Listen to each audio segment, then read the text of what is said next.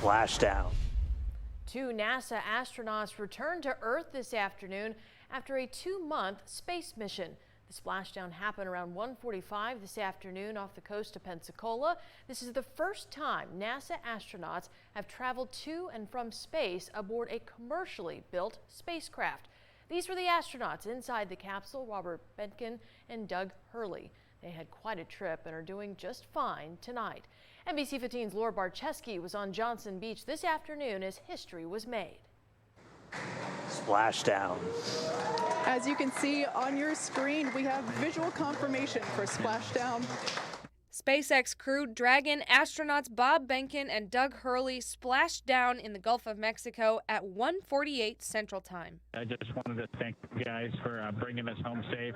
It took just over an hour from splashdown for the astronauts to safely exit the capsule and return to American soil. Officials say overall the mission was a huge success and is a great sign for future missions. This mission was incredibly smooth. Not to say that there weren't things that we want to work on and do better next time, but the capsule worked beautifully.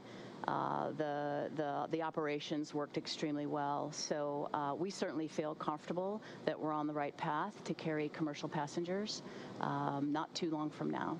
People gathered at Johnson Beach hoping to catch a glimpse of the historic moment. I'm hoping to see a streak in the sky. I'm hoping to hear a sonic boom. And with the telephoto lens on my camera, I'm hoping to capture a couple of images of the parachutes.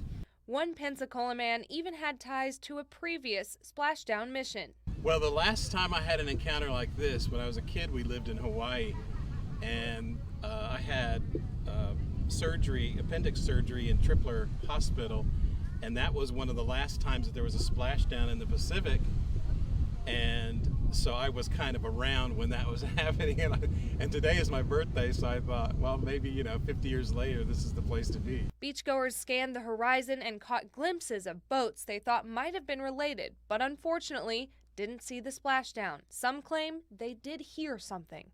Well, I didn't see anything, but the good news is we heard the sonic boom. That was cool. That was evidence that, we were in the right place at the right time kind of thing. Well, it was exciting. Knowing exactly what it was very exciting to at least have some kind of connection to this moment of history. Laura Barcheski, NBC 15 News. Well, understandably, the astronauts are exhausted and getting some much needed rest tonight. We will hear from them this Tuesday when they sit down to talk to NASA about their incredible experience. Now, here's some really interesting information about today's historic splashdown. It's the first one in 45 years. At one point upon re-entering the Earth's atmosphere, the crew hit speeds of 17,500 miles an hour. During re-entry, the air compression and friction caused the outside of the spacecraft to heat to about 3,500 degrees Fahrenheit, but a special heat shield was in place to protect the astronauts. The intense G-forces can really affect the human body and make astronauts sick. To be safe, Doug and Bob had to wait about 15 minutes to sit up and then another 15 minutes to try and stand up. One of South Alabama's world-class manufacturers played a big part in today's splashdown. Mobile County Commissioner Jerry Carl says the recovery vessel Go Navigator was built right here at Master Boat Builders in Coden.